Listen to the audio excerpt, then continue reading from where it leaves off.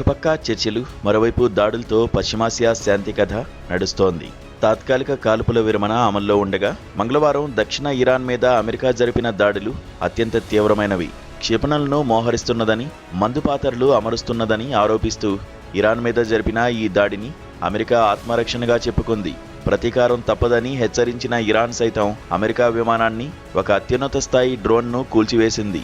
Qatar చర్చల్లో ఒక రీతిగా, యుద్ధక్షేత్రంలో మరో విధంగా ప్రవర్తించడం ద్వారా అమెరికా నిజంగానే ఇరాన్తో సయోధ్యకు సిద్ధంగా ఉన్నదా, లేక ఏకపక్షంగా ఆరంభించిన ఈ యుద్ధాన్ని తీవ్రంగా కొనసాగించేందుకు రంగం సిద్ధం చేస్తున్నదా అన్న అనుమానాలు కలగక మానదు.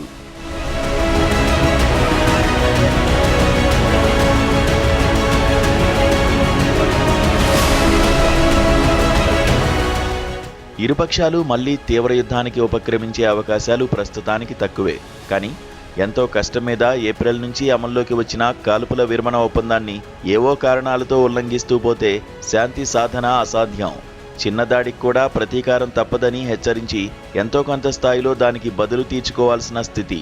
లెబనాన్తో కుదిరిన కాల్పుల విరమణ ఒప్పందాన్ని ఇజ్రాయెల్ ఏమాత్రం గౌరవించడం లేదు. హిజ్బుల్లాతో సాగుతున్న యుద్ధం పూర్తిగా నిలిచిపోయి సామాన్యులకు ఊరట దక్కింది లేదు. మంగళవారం నాటి ఇజ్రాయెల్ దాడుల్లో 50 మంది వరకు లెబనాన్ పౌరులు మరణించినట్లు వార్తలు వచ్చాయి. అణు కార్యక్రమం, హోర్ముజ్ దిగ్బంధం వంటి కీలకమైన అంశాల్లో ఇప్పటికీ అమెరికా, ఇరాన్ మధ్య సయోధ్య కుదరలేదు. శాంతి ఒప్పందం ఎంతో దూరంలో లేదన్న మాట ఎప్పటినుంచో వినబడుతున్నదే. ఏదో ఒక విధంగా హోర్ముజ్ను విముక్తం చేస్తామని అమెరికా ఇంకా చెబుతూనే ఉంది. కానీ క్షేత్రస్థాయిలో మార్పు కనబడడం లేదు. ఈ జలసంధి విషయంలో అడుగు ముందుకు పడిందని ఉభయ పక్షాల్లో ఎవరు చెప్పినా అసత్య ప్రచారం పేరిట మరొకరు ఖండించడం కొనసాగుతోంది. హోర్ముజ్ను తెరిచేందుకు ఉద్దేశించిన ముసాయిదాకు అమెరికా అంగీకరించిందన్న ప్రచారం కూడా ఇటువంటిదే.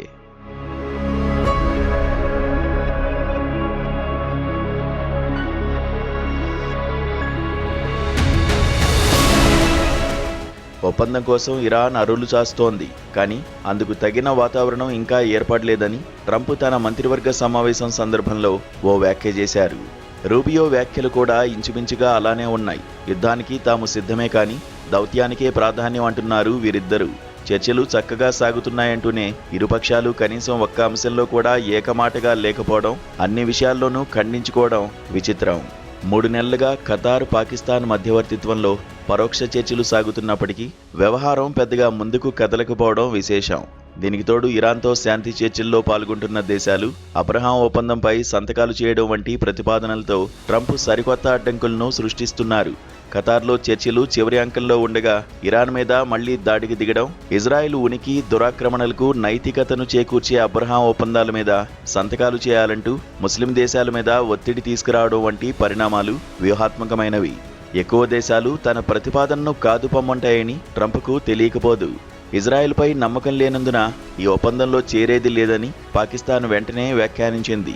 ఇరాన్తో శాంతి ఒప్పందానికి దీన్ని ఒక కీలకమైన మెట్టుగా ముందుకు తెచ్చి క్రమంగా ఒక బలమైన డిమాండ్గా మార్చే అవకాశాలు కనిపిస్తున్నాయి.